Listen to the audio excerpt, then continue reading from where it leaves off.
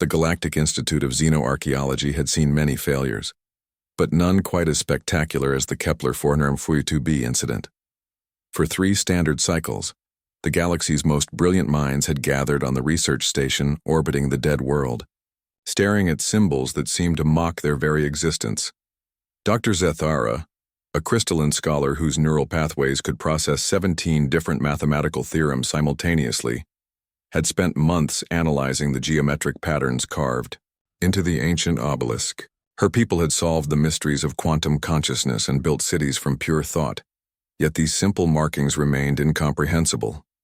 Professor Vexthul of the Hegemony had brought computational power that could simulate entire star systems.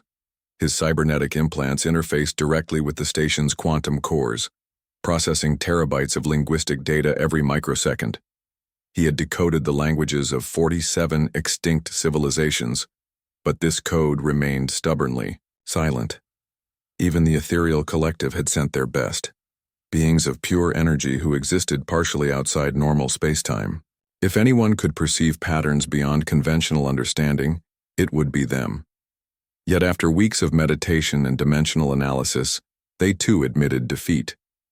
The symbols were deceptively simple, geometric shapes arranged in sequences across the obelisk's obsidian surface.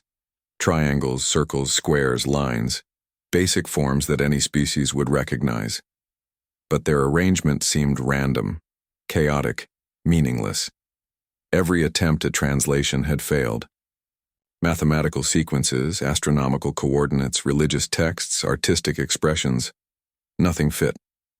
Dr. Marcus Chen had arrived on the station 3 days ago, officially listed as a cultural anthropologist in the research manifest. The other, scholars barely acknowledged his presence. Humans were new to galactic society, their sciences primitive by comparison. What could a species that had only achieved faster than light travel 2 generations ago possibly contribute to a problem that had stumped the greatest minds in the galaxy? Marcus spent his first day simply observing, sitting cross-legged on the observation deck while the alien scholars worked with instruments that looked like crystallized mathematics and machines that hummed with barely contained singularities. He munched on a sandwich, a peculiar human habit that the others found both fascinating and slightly disgusting, and watched them fail with the same systematic precision they had demonstrated for months. On his second day, he requested access to the raw data. Dr. Zethara's prismatic form flickered with what Marcus had learned was amusement among her species. The data streams are compressed into 17-dimensional matrices, she explained, her voice like wind chimes in a gentle breeze. Your neural architecture cannot possibly process the information density. Could I maybe just look at it? Marcus asked. Like the pictures? I'm good with pictures. The request was so simplistic that it was almost insulting, but Vexthul obliged, downloading the imagery to a basic holographic display that even human technology could interface with. Marcus spent hours staring at the symbols, occasionally making notes in a paper notebook, an archaic practice that made the other scholars exchange what their species used instead of incredulous glances. It was on the 3rd day that everything changed. Marcus was in the station's recreation area, video calling his daughter back on Earth.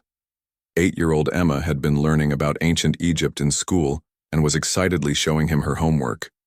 Look, Dad, I learned hieroglyphs. She held up a drawing covered in stick figures and birds. This says Emma loves pizza. Marcus laughed, the sound carrying across the recreation area where several of the alien scholars were taking their rest cycles. That's great, sweetheart, very advanced stuff. Dad, are you still looking at those boring space symbols? Yeah, they're pretty tough. No one can figure them out. Emma's face scrunched up in concentration. Can you show me? Marcus glanced around. Dr. Zethara was nearby, her crystalline form refracting the station's lighting into rainbow patterns. He shrugged and pulled up the holographic display, showing Emma the sequence of symbols that had confounded the galaxy's greatest minds. Emma stared at the display for exactly 3 seconds. Dad, that's not a language, she said matter-of-factly. That's hopscotch. The recreation area went completely silent. Every being present, crystalline, hegemony, ethereal, and two species Marcus couldn't even pronounce, turned their attention to the small human child on the holographic display. "What did you say, honey?" Marcus asked, his voice barely a whisper. "Hopscotch," Emma giggled. "See? You throw a rock here," she pointed at the first symbol. "Then you hop here and here, but not on the line. Then you turn around and hop back." "It's a game, Dad." Marcus stared at the symbols with new eyes. The meaningless arrangement suddenly formed a clear pattern, a playground game, laid out in stone for reasons unknown. His hands began to shake as the implications hit him. Dr. Zathara materialized beside him, her form practically vibrating with excitement. "A recreational activity?" "More than that," Marcus breathed, his mind racing. "This isn't just hopscotch. It's instructions. Look." He traced the pattern with his finger. "This civilization, they didn't leave behind their greatest philosophical works or scientific achievements. They left behind their children's games." Professor Vexthul's cybernetic implants whirred as he processed this revelation. A teaching mechanism, he realized. Not for advanced concepts, but for fundamental motor skills, spatial reasoning, social interaction. They wanted whoever found this to understand how their children learned, Marcus continued, the pieces falling into place. How their society developed. Not from the top down, but from the ground up. The ethereal collective's representative flowed closer, its energy form pulsing with what Marcus recognized as profound respect. "Your offspring. She possesses remarkable analytical capabilities." Marcus looked at Emma's bright, curious face on the display. She had already lost interest, and was coloring in her hieroglyphs with a purple crayon. "No," he said quietly. "She's just a kid, and sometimes that's exactly what you need."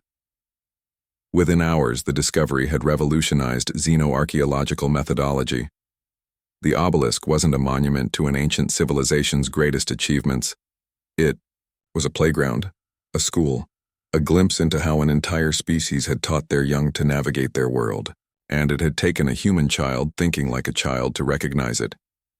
Dr. Zathara found Marcus later in the observation lounge, staring out at the stars.